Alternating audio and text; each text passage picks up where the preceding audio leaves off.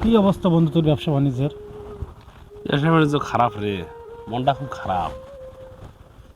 আমারও একই কাহিনী বন্ধু।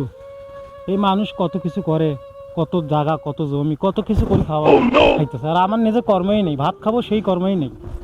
এই জীবনটা কি করি? আমি নিয়ত করছি কি জানিস বন্ধু, যতদিন পর্যন্ত আমার টাকা পয়সা সঠিক কর্ম হবে না, অতদিন পর্যন্ত আমি নামাজ রোজা আল্লাহর দিকেই যাব না। আমি এই নিয়ত করছি, বুঝছিস বন্ধু। আমারও ওই নিয়ত, ততদিন আল্লাহ তাআলা আমাকে টাকা পয়সা দেবে না। দেখ আমারে আশেপাশে কত লোক পয়সাওয়ালা, কত কি করবেছে, গাড়ি বাড়ি টাকা পয়সা ধন দৌলত, কোনো কিছুর অভাব নাই। আরে হ্যাঁ, আর আমার করি। আর অবৈধ কার কি হয় হোক, ওরা কষ্টে তো, আমার তো কিছুই নাই, আমার ইনকাম নাই, কামাই নাই, হবে কি করবো। মুই ভাই ঠিক করছো, যতদিন টাকা পয়সা আমার হবার নয়, অতদিন আমি নামাজ কালাম পড়বেন না, রোজা থাকবেন না। অবৈধ করবে জমা, তাও তো কপালত না লাগে। এমন কপাল, মানুষ অবৈধ করি লাখ লাখ টাকা জমি কিনবে চল, বাড়ি করবে চল, গাড়ি কিনবে চল, আমার অবৈধ করবে যে তা তো আমাকে আল্লাহ না দেয়। আল্লাহ আমার বাগে দেখেই আল্লাহ না। আমার কি মানে, আল্লাহকে আমাকে দুনিয়াতে খালি পাঠাইছে, খালি আর কিছু করার জন্য পাঠাই নাই।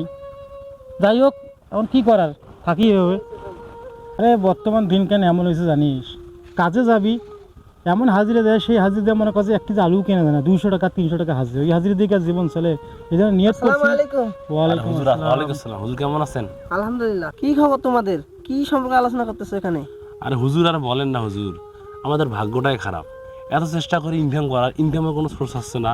ব্যবসা বাণিজ্যের মধ্যে বরকত নাই, ইনকাম নাই, এর কর্ম নাই। আমরা ভাই হুজুর ঠিক করছি, আমার নামাজ কালাম পড়বেন না, এলে আমার কিছু তোরা কর না। যতদিন আল্লাহ তাআলা আমাদের টাকা দিবে না, পয়সা দিবে না, সঠিক কর্ম দিবে না, অতদিন পর্যন্ত আমরা নামাজ রোজা কিছু করবো না। আমাদের এইটাই আমাদের গোসা আল্লাহর উপর। আস্তাগফিরুল্লাহ। কেন হুজুর? সুজন, সোহেল, কি বলতেছো এগুলা তোমরা? হুজুর বাস্তবে পড়ি কথাটা বলতেছি। আরে ভাই, তোমরা এগুলা বলতেছো?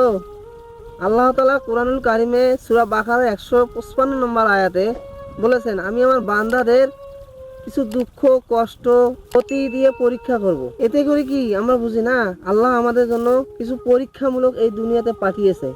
আর তোমরা বলতেছো তোমাদের ব্যবসা হয় না, তোমার খাবারের টাকা নাই। আরে ভাই, তোমরা নামাজ পড়ো, আল্লাহর ইবাদত করো, দেখবা আল্লাহ রিজিকের ব্যবস্থা করে দিবে। ভাই, আল্লাহ তাআলা কুরআনুল কারিমের সূরা আলে ইমরান 200 নম্বর আয়াতে আবারও বলেছেন যে, হে ঈমানদারগণ, তোমরা বিপদে পড়বেই, আর বিপদে বলে ধৈর্য ধারণ করো, এতে করে তোমরা সুসংবাদ পাবে এবং অন্যদের উৎসাহিত করো ধৈর্য ধারণ করার। ভাই, আমরা এই কোরআনের এই আয়াতটা থেকে আমরা বুঝতে পারি, আমরা যতই বিপদে পড়ি আমাদের ধৈর্য ধারণ করতে হবে। কেননা ধৈর্য হচ্ছে শয়তানের বিপরীত কাজ। আমরা যদি ধৈর্য ধরি, আল্লাহ আমাদের রিজেক অবশ্যই দিবে। হতাশ হওয়ার ভাই এখানে কিছু নেই। আর একটা কথা কি জানো ভাই, তুমি ধৈর্য না ধারণ করে যদি তুমি অন্যায় পথে কামাই করো, তাও তবু তোমার রিজেক কিন্তু আল্লাহ দিবে। আবার তুমি ধৈর্য ধরো, তবু তোমার আল্লাহ রিজেক দিবে। অর্থাৎ অসৎ পথেও তোমার রিজেক আল্লাহ তাআলা লিখে রাখছে, আবার সৎ পথেও আল্লাহ তাআলা তোমার রিজেক লিখে রাখছে। ভাই, তোমাদের এই কথাগুলোর জন্য তোমাকে তওবা করতে হবে। আর একটা কথা ভাই, আল্লাহ তাআলা তোমাদের জন্য 2টি রাস্তা করে দিছে, একটি হচ্ছে সৎ পথে, একটি হচ্ছে অন্যায় পথে অর্থাৎ অসৎ পথে। তোমরা সৎ পথেও থাকলে তোমাদের রিজেক নির্ধারিত, অসৎ পথে থাকলেও তোমাদের রিজেক নির্ধারিত। এখন তোমরা ভাই বেছে নিবা যে কোন পথে তোমরা থাকতে চাও।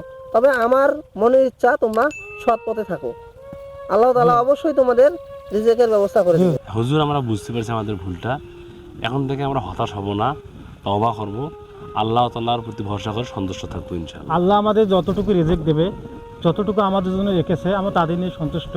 আজকের পর থেকে আমরা কোনো খারাপ কাজে লিপ্ত হব না, ইনশাআল্লাহ আমরা ভালো পথে চলে যাব। তা হুজুর ঠিক আছে, আমরা ভুল বুঝতে পারছি, আল্লাহ ভরসা।